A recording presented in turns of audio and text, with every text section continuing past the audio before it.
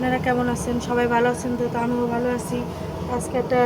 আজকে রান্না করব ফুলকপি দিয়া, ফুলকপি, শোল মাছ, কই মাছ দিয়া, আলু দিয়ে টমেটো দিয়ে ঝোল বানাবো। তো দেখেন দেখাবো। তা দেখেন ভিডিওটা। তা এখন তেল দিয়ে দিব। 10টার মতন কাঁচামরিচ নিচ্ছি, 4টা পেঁয়াজ, 1 চামচ আদা, 1 চামচ রসুন। আমি আজকে রান্না করবো কাঁচামরিচ দিয়ে, তো আমি মশলাটা দিয়ে দিব। হলুদ দিব 1 চামচ, লবণ দিয়ে দিব পরিমাণ মতো। মশলাটা নাড়িয়ে নিব। আমি মশলাটা কষানো হয়ে গেছে দেখেন। মশলাটা কষানো হয়ে গেছে। আমি মাছটা কাটা দেখাইনি, মাছটা কাটা ছিল।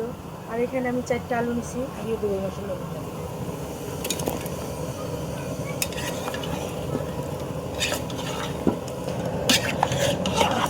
মাছটা আমার কষানো হয়ে গেছে।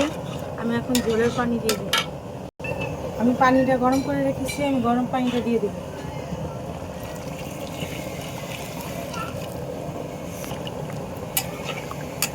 পরিমাণ মতন পানি দিচ্ছি, তাজা মাছ আপনারা আপনাদের মতন দিবেন।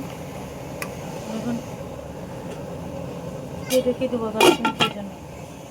আমি এখানে একটা ফুলকপি নিয়েছি, আমি ফুলকপিটা গরম পানি দিয়ে ধুয়ে আবার তেল দিয়ে ভেজে নিচ্ছি। আমি এখন তরকারি ভিতরটা দিয়ে দেবো। কপিটা আমি এখন দিয়ে দিব তরকারি ভিতর। 2টা টমেটো কেটে নিচ্ছি, টমেটো 2টা দিয়ে দেবো। বেশি টমেটো তরকারিটা একটু নাড়াই দেবো। আবার ঢাকনা দিয়ে ঢেকে দিব 5 মিনিটের জন্য। তরকারি হয়ে যাবে। ঢাকনাটা উঠাই নিব। আমার 5 মিনিট হয়ে গেছে।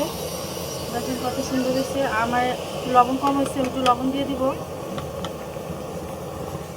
লবণটা দিয়ে একটু নাড়া দিয়ে দিব। চামচ দিয়ে নাড়া দিই নাই, ভেঙে যাব। আমার নানা বাড়ির দেশে গেছিলাম বেড়াতে। তারা তাজা মাছের ভিতরে আদা দিয়ে খায়। আজকে তাদের মতনই রান্না করতেছি আমি। আপনাদের মতন আপনারা চাইলে দিবেন, না চাইলে দিবেন। আমি আমার মতন দিলাম আদা। তরকারি হয়ে গেলে তারা আদা দিয়ে নামাই নেয়, এটা ঘিরান করে। আমি এখানে 1 চামচের বেশি আদা দিছি, 1.5 চামচের কম।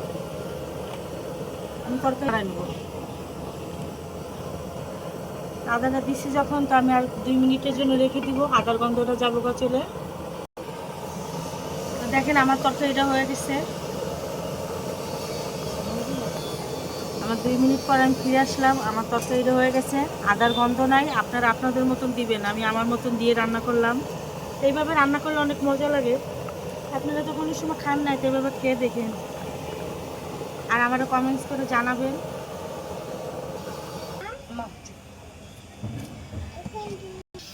দেখেন আমার তরকারিটা হয়ে গেছে কত সুন্দর। ফুলকপি, শোল মাছ, আলু দিয়ে ঝোল। তো আমার ভিডিওটা যদি ভালো লাগে তো আমার লাইক, শেয়ার, কমেন্ট, সাবস্ক্রাইব করবেন। আপনারা সবাই ভালো থাকেন, সুস্থ থাকেন। আল্লাহ হাফেজ।